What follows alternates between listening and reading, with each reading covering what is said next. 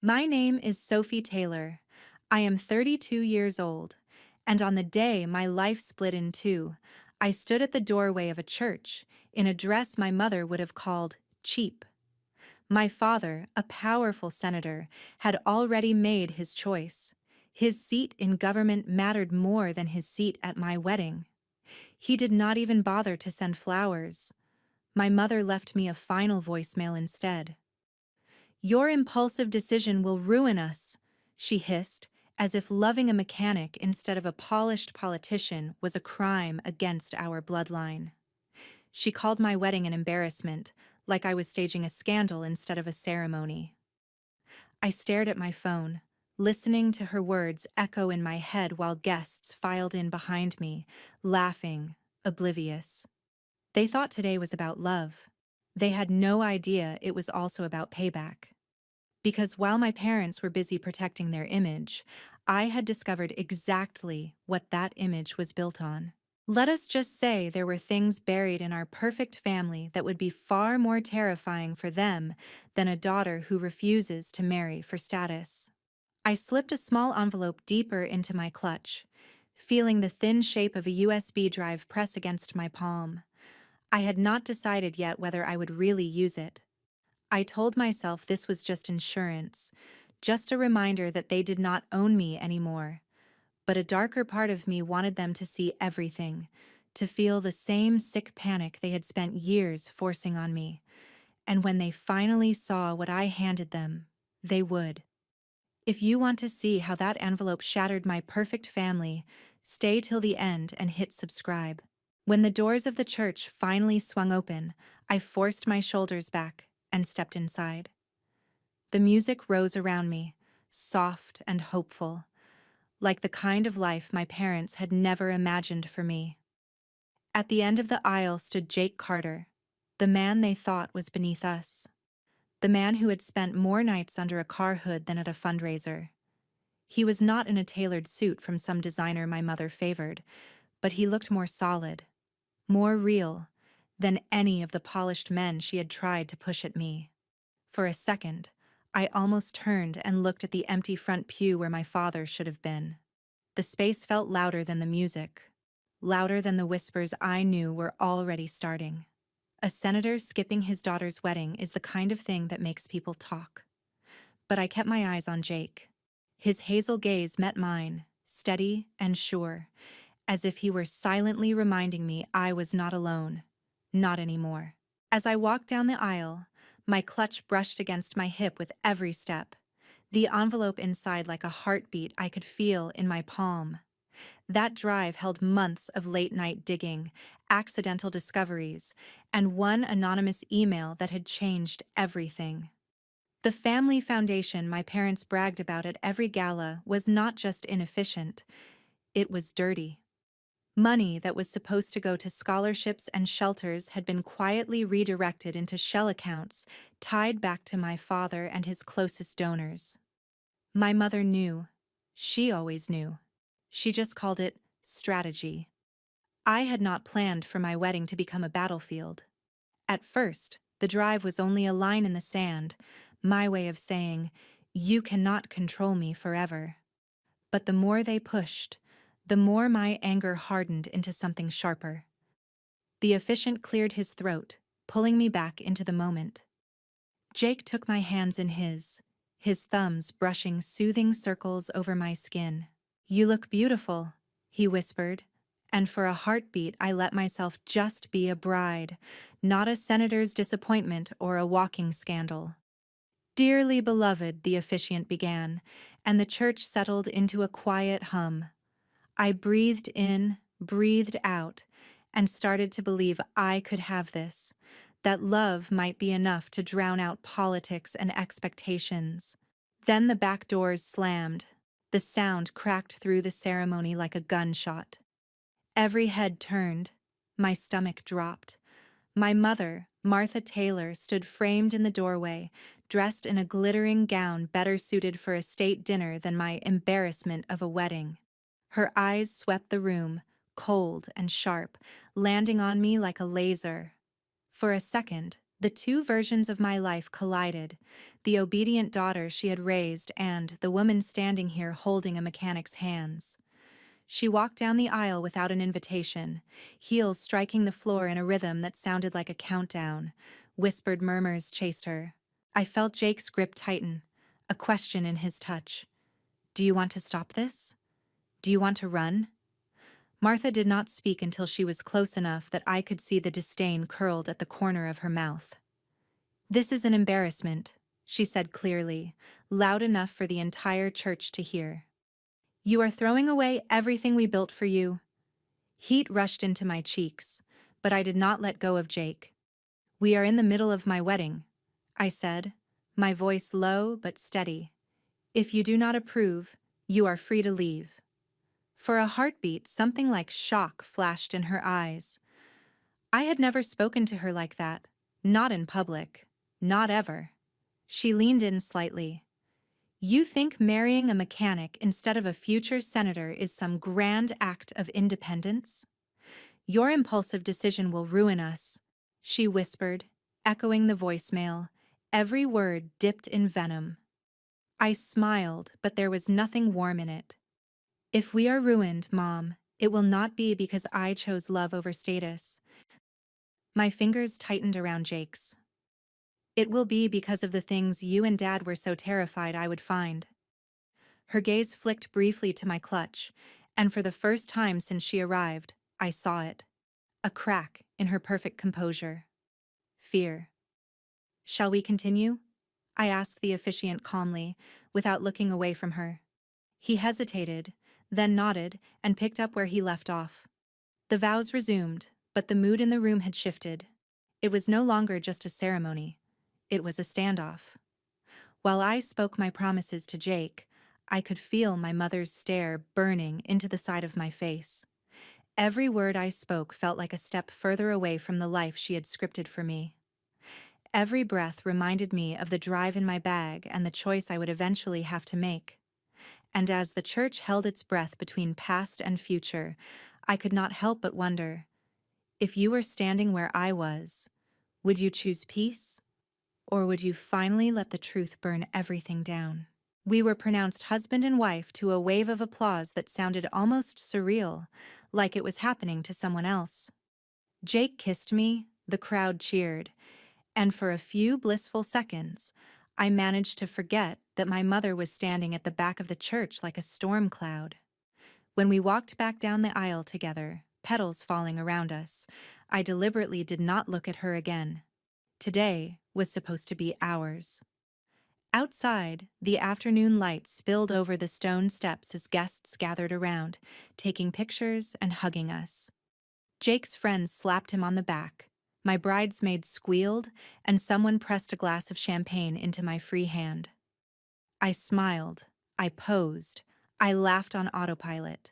Inside, a knot tightened. My father's empty car spot outside the church mocked me every time I glanced at it. Senator William Taylor, champion of families, could not be bothered to show up for his own daughter. The reception was set up in a garden behind the church. Strings of lights, white tables, a dance floor already waiting. It was beautiful. It was everything I had imagined. But as the music started and guests drifted toward the bar, my phone buzzed in my clutch like an alarm. Mom. I stared at the screen for 2 full rings before I answered. What do you want? I asked, skipping the pleasantries. My voice sounded sharper than I expected. I want you to wake up, Martha snapped. You paraded yourself in front of our entire community with that man, and you did not even have the decency to warn us. Do you know what people are saying already? They are saying I looked happy, I hope, I replied. My fingers curled around the edge of the table, knuckles white. They are saying our daughter just blew up her future, she shot back. Do you understand what this does to your father's image? To my work? You could have married a partner, a senator, a judge. Instead, you picked a mechanic who probably cannot even afford your dry cleaning. I felt something in me snap. He can afford honesty, which is more than I can say for you, I said. And maybe I am done being an accessory in your campaign photos. There was a beat of silence. I could almost hear her recalculating. You are emotional. This is not you. When the dust settles, you will see how foolish this is. I am giving you one chance, Sophie. Have the marriage annulled quietly, and we will fix this. We can say it was stress, cold feet, whatever. But if you dig your heels in, you will drag all of us down with you. I laughed, a short, humorless sound. You keep talking like you are afraid I will ruin you, I said softly. But you and Dad already did that yourselves. Sophie, do not start with your conspiracy theories again, she warned. You do not understand how politics works. Those numbers, those transfers, those documents you think you found.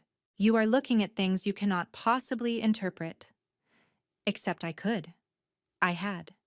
Late at night, months ago, when I had been bored enough to open my father's laptop while he drank in his study, too drunk to notice. An email thread, a spreadsheet, a folder mislabeled as draft speeches that held files with account numbers and offshore entities. I had not understood everything, but I had understood enough. Enough to forward copies to my personal email, enough to put them on a USB drive, enough to realize my parents were not just image-obsessed, they were corrupt. If I am so clueless, why did Dad change all his passwords 2 days after I asked one question about the foundation books? I asked. Why did you tell me to stop poking around and focus on my wedding? Her breath caught, barely audible. If you bring any of that up again, you will regret it, she said, her tone dropping into something cold and dangerous. Do you hear me? You will not just hurt us. You will hurt yourself. I am already hurt, I said.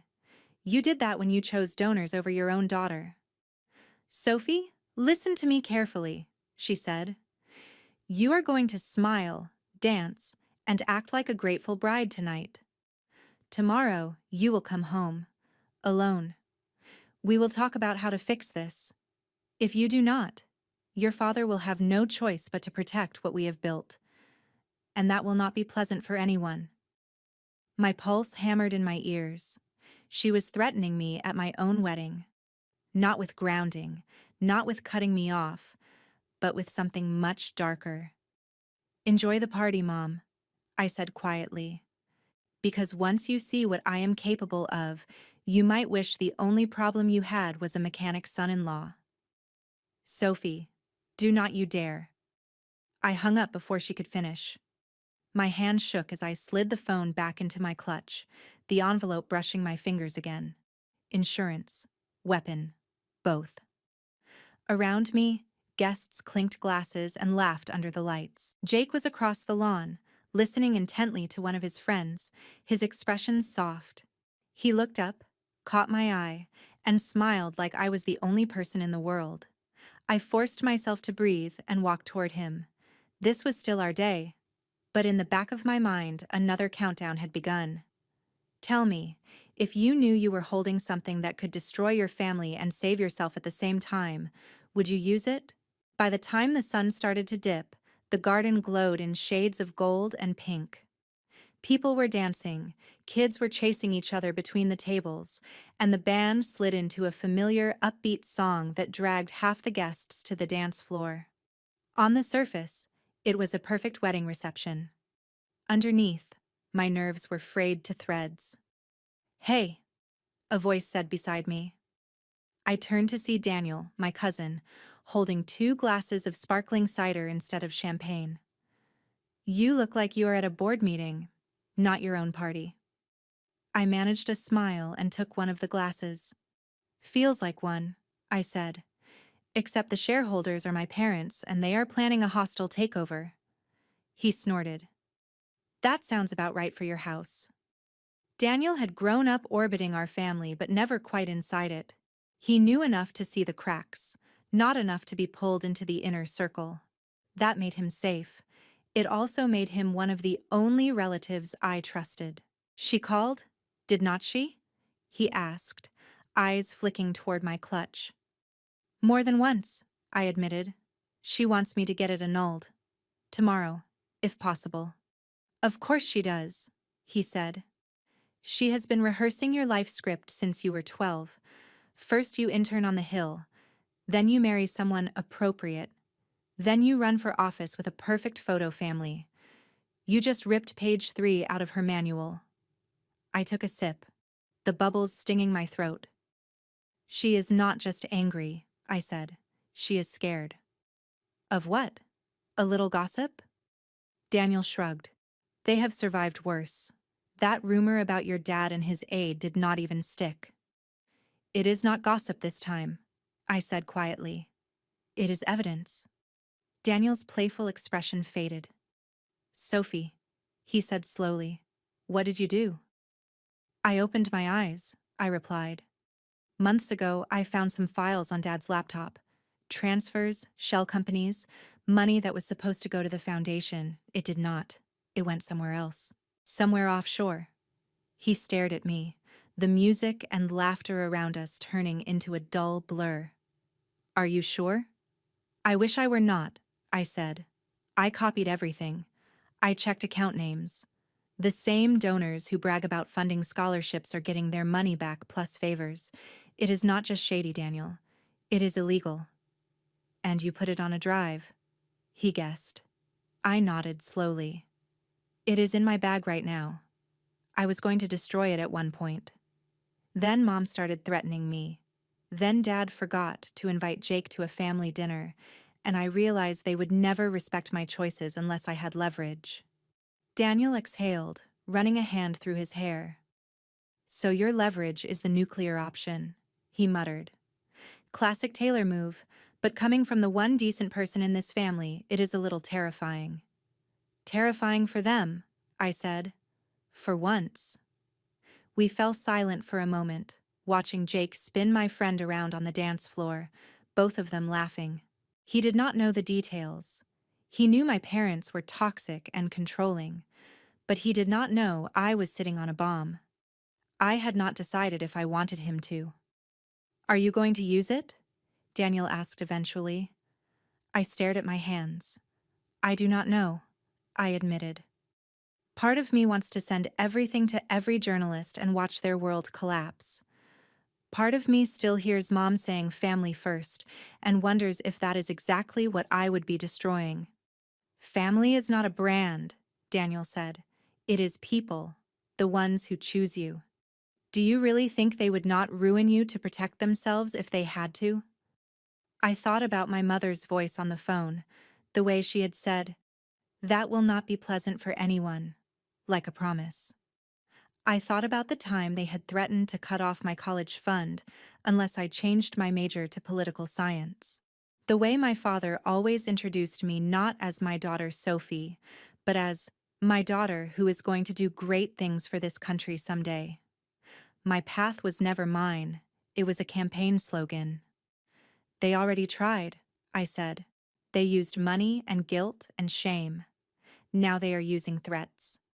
I am tired of playing by their rules.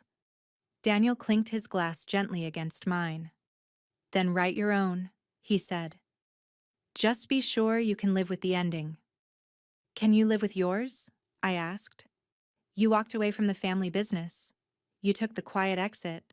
Was it worth it? He smiled, but there was a shadow in it.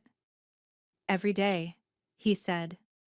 But I still wake up sometimes wondering what would have happened if I had blown the whistle instead of just resigning. Maybe your choice is not between hurting them and staying quiet. Maybe it is between finally telling the truth or letting the lie keep running your life. His words lodged in my chest like a stone. Before I could answer, Jake walked over, flushed from dancing, grinning like an idiot. What are you two plotting over here? He asked. You look like you are planning a coup. In this family, a coup would be an improvement, Daniel joked. Jake slipped an arm around my waist.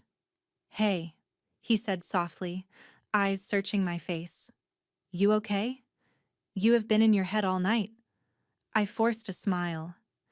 Just thinking about how weird it is that my dad is shaking hands in some fundraiser hall while we are cutting cake, I said.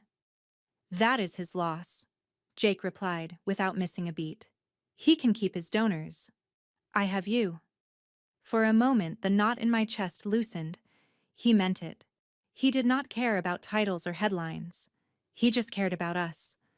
But as I leaned into him, my phone buzzed again. This time, it was not my mother. It was my sister, Emily. I showed Daniel the screen. He raised his brows. You should take that, he said quietly. She is still on the fence between their world and yours. He walked away, giving us space. I answered the call. Em? Sophie? Emily whispered, her voice tight. What did you do? Cold slid down my spine. What are you talking about?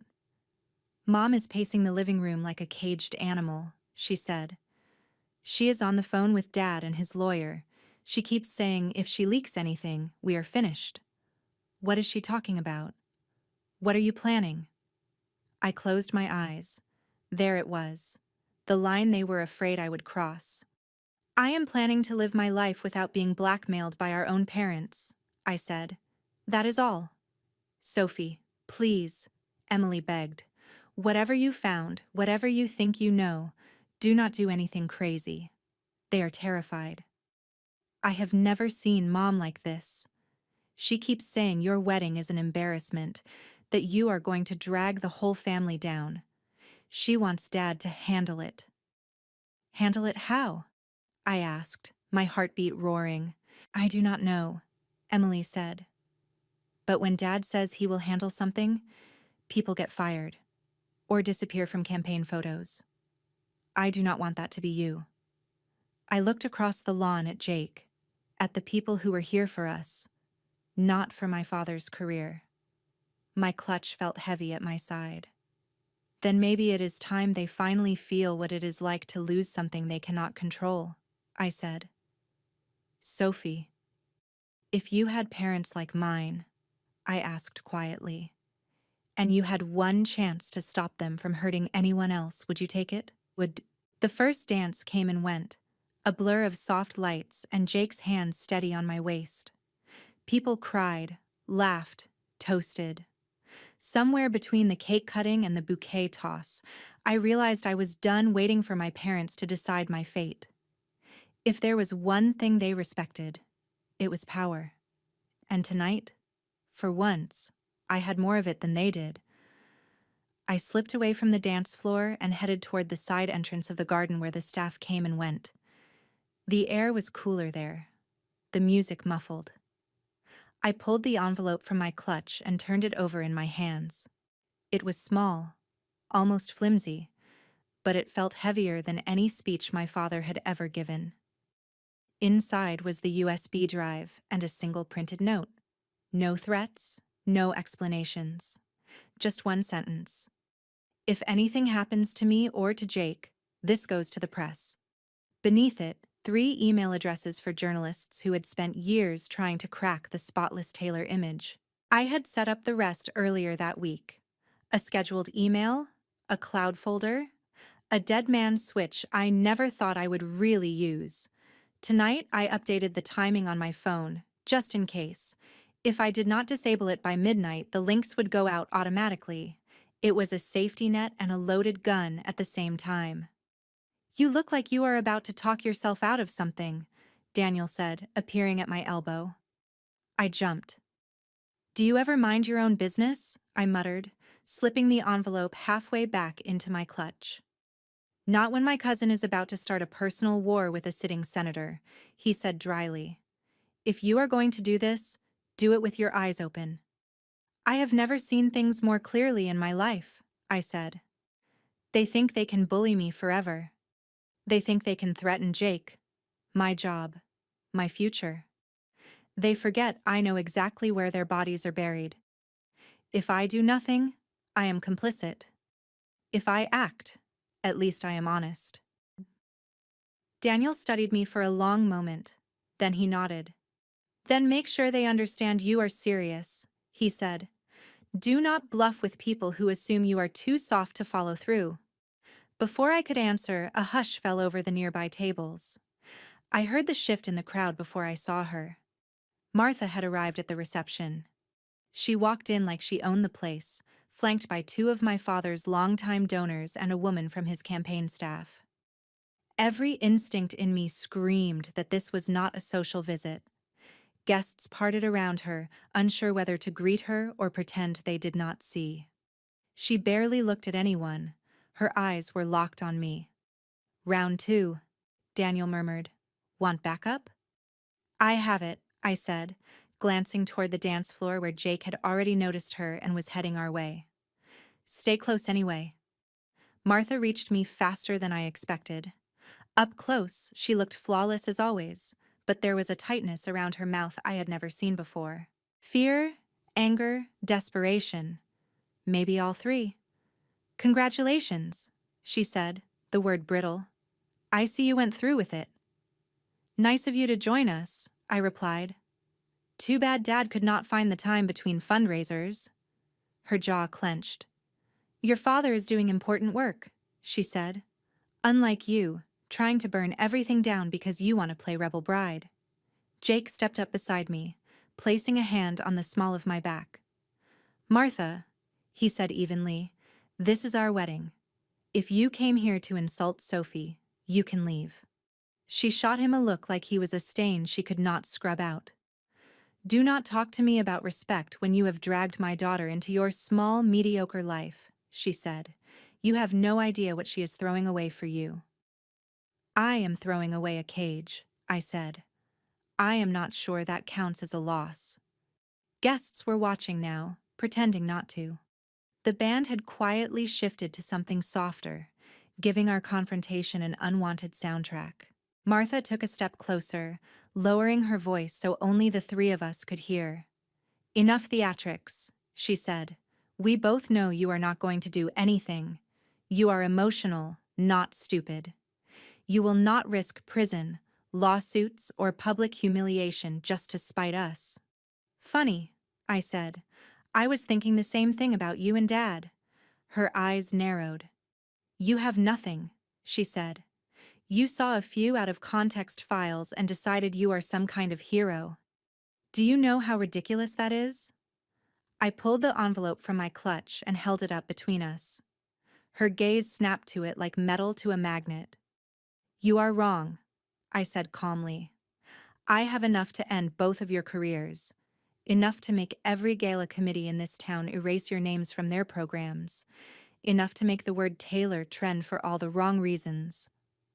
Color drained from her face for the briefest moment before she masked it.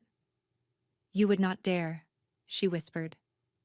"Try me," I said. Jake looked between us, realization dawning slowly. "Sophie, what is that?" he asked. "It is the reason they are so sure I will crawl back," I said without taking my eyes off my mother. "And the reason I will not."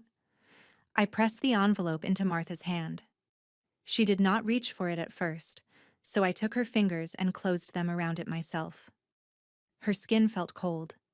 "In there is a drive," I said. "On it are copies of everything you are afraid I saw, along with a note. I have already backed it all up and scheduled it. If you try to destroy that, or pretend this conversation never happened, it will not matter. But if you stop threatening me, if you leave Jake and me alone, if you accept that I am not your project anymore, then maybe it never has to see daylight."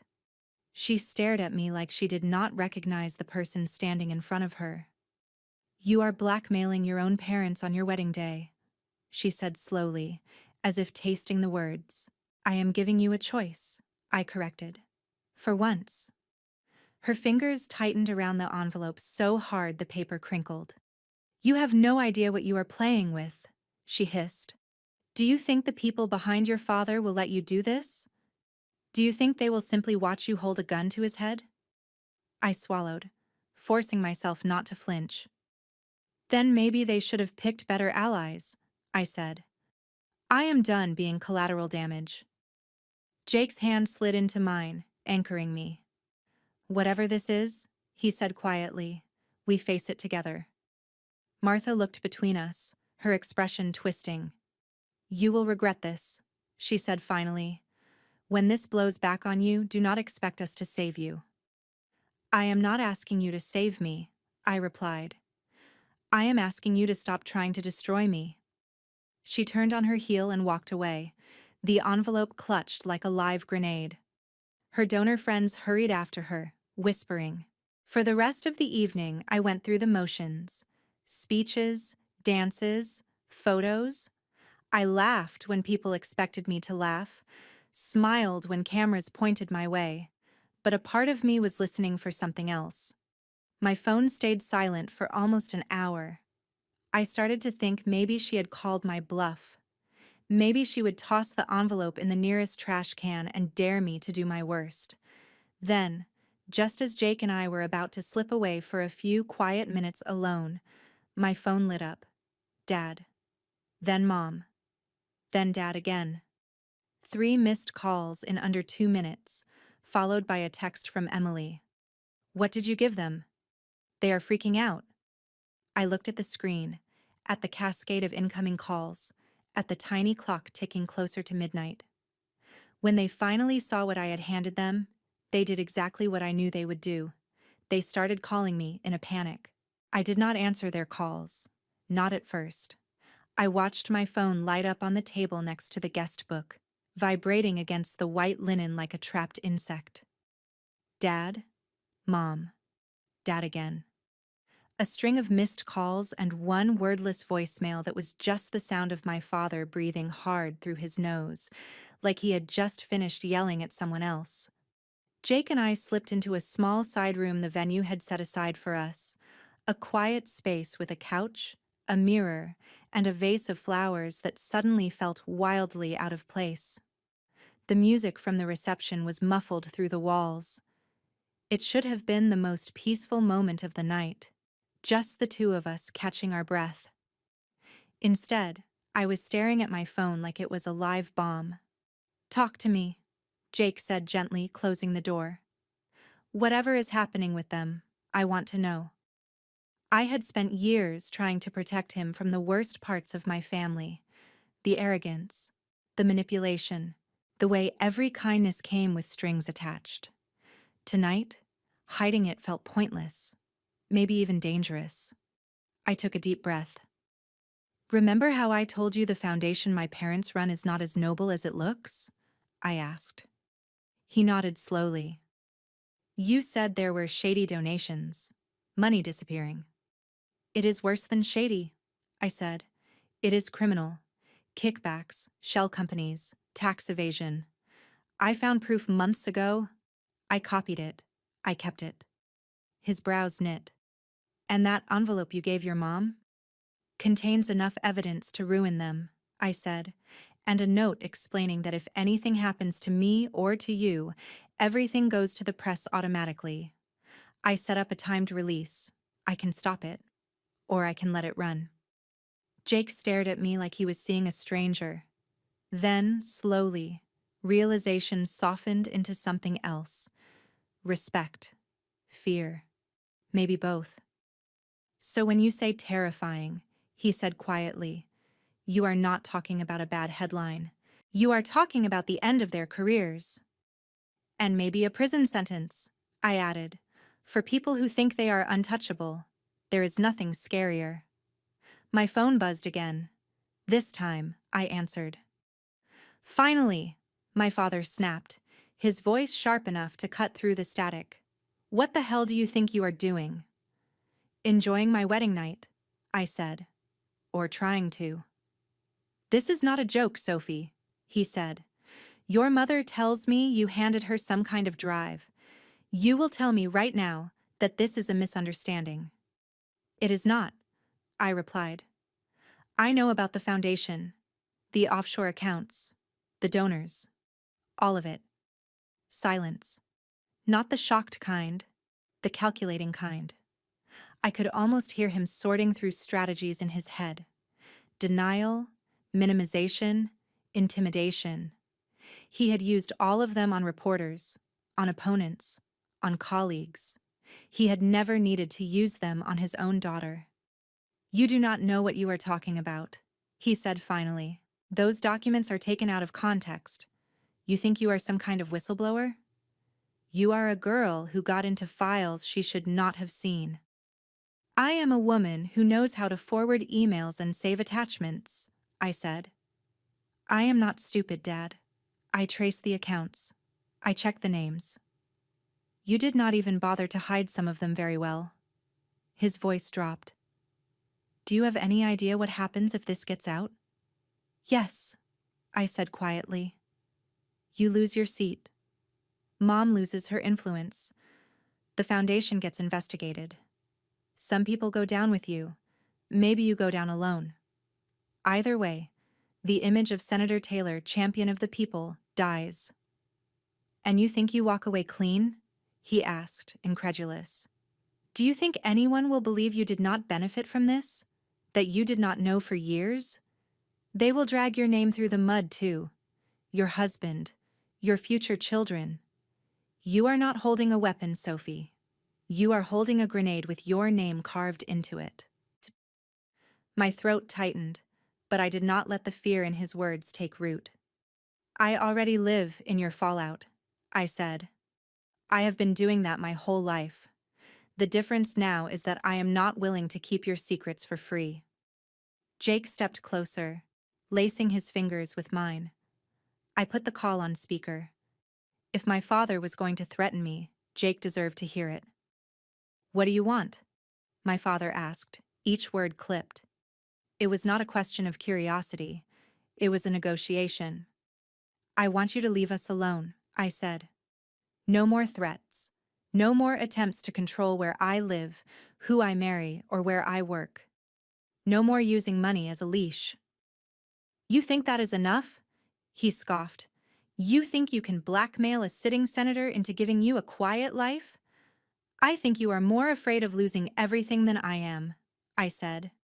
I have scheduled everything. The files, the summaries, the accounts. If I do not deactivate it by midnight, the first wave goes out to 3 journalists and 1 investigator who has been trying to audit your foundation for years. I cannot pull it back after that. You will deactivate it, he said. You will hand over every copy, every password, every file. You will apologize to your mother, annul this farce, and we will pretend this never happened. That is the only way this ends without destroying you. Without destroying me, I repeated. Listen to yourself. You are not worried about me. You are worried about your donors, your polling numbers. You are my daughter, he snapped. You belong to this family. I belonged to this family the day you decided not to show up for my wedding, I said. Not because of some emergency, but because my husband does not look good in a campaign ad. He fell silent. Jake squeezed my hand. I could feel his anger vibrating through his skin. Senator, he said finally, his voice low but steady, with all due respect, you lost the right to talk about what Sophie belongs to when you chose your image over her happiness. You stay out of this, my father snarled. No, Jake said. I married her. I am in this whether you like it or not. For a moment, all I could hear was my father breathing. Then his tone shifted, colder, more dangerous. The people who support me, the ones who keep this machine running, do not take kindly to threats, he said. You are poking at something much bigger than yourself, Sophie, bigger than this marriage. There are consequences you cannot even imagine. Like what? I asked. Smear campaigns? Fake charges? Convenient leaks about my personal life? You have been doing that to other people for years. Maybe it is time you felt what it is like to be on the receiving end. You would tear down your own father? He demanded. You are the one who built himself on stolen money, I replied. I am just refusing to hold the scaffolding up anymore. My phone buzzed with another incoming call. Emily, I ignored it. You have until 11:59, I said. After that, I cannot stop what happens. If you want to talk terms, I will listen. But I am done being bullied. You do not get to threaten my husband. You do not get to decide whether my life is an embarrassment because it does not serve your narrative. You are making a mistake. he said quietly. And when it all comes crashing down, you will come crawling back. And I will not be there to catch you. I stopped expecting you to catch me a long time ago, I said. Good night, Dad. I hung up before he could answer. My hand shook, but not from fear, from adrenaline, from relief, from the terrifying, exhilarating realization that I had finally said the words I had been swallowing for years. Jake exhaled, long and slow. You really did it, he said. You put their whole empire on a timer. Do you think I went too far? I asked, my voice suddenly small. He tilted my chin up so I had to look at him. I think you did what you had to do to get free, he said. They cornered you. You drew a line. The only terrifying thing to me is how long they expected you to stay quiet. The clock on my phone read 10:07 p.m. Almost 2 hours until midnight. 2 hours for my parents to decide whether they cared more about their power or about the daughter they had tried so hard to mold. 2 hours to find out just how far they were willing to go. The email did not go out at midnight. At 11:46 p.m., while Jake and I were saying goodbye to the last of our guests, my phone buzzed with a message from an unknown number linked to my father's secure line. It was a single sentence. We will step down from the foundation and announce I am not running for re-election. Attached was a photo of a hastily drafted statement on my father's letterhead. The words were cold, calculated, but unmistakable. Health reasons, the statement said. Time with family. All the usual phrases. Nothing about fraud or offshore accounts. But I knew what it really meant. He was retreating. Not because he suddenly found a conscience, but because he had finally met something he could not bully or charm into submission. I stared at the message, my thumb hovering over the timer app linked to my dead man's switch. This was it. The moment. Do you believe him? Jake asked quietly. I believe he is scared, I said. Scared enough to give up the thing he loves most. That is a start. Is it enough for you to call this off? He asked. In the end, revenge rarely looks like fireworks. It looks like slow collapse, a career fading from headlines, invitations drying up, whispered conversations turning to sharp, suspicious silence. I will pause the full leak, I said. For now. But I am not deleting anything. If they backtrack, we finish it. I walked into the quiet of the bridal suite, opened my phone, and disabled the scheduled send with a few taps. The links stayed where they were. The files remained in the cloud, on the drive, in the envelope my mother still clutched somewhere like a piece of plutonium. The gun was no longer pointed at their heads, but it was still on the table. By morning, the world had changed. My father's announcement hit the political news cycle before breakfast. Commentators speculated about health issues, party strategy, family dynamics. Some suggested scandal without proof. A few reporters, the ones who had been chasing our family for years, sounded almost too satisfied when they read the statement on air. They knew there was more to the story. They just did not know what. My mother disappeared from social media.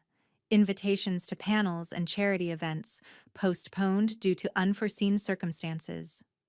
Donors who used to brag about their close relationship with the Taylors suddenly stopped mentioning us at all. The machine my parents had spent decades building did not explode. It simply began to rust in public. At home, things were quieter and louder at the same time.